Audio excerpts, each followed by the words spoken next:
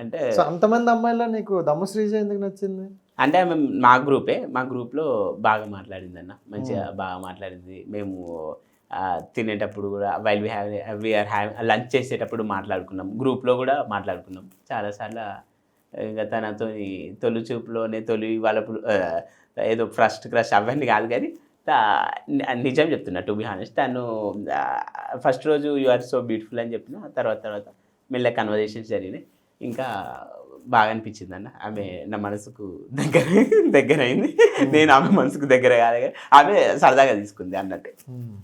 అమ్మాయి ఏదైనా కొంచెం స్పోర్ట్సివ్గా తీసుకుంటుంది కానీ. అవునవును. సో అయితే శ్రీజాకి ట్రై చేస్తున్న సిద్దిపేట మోడలా?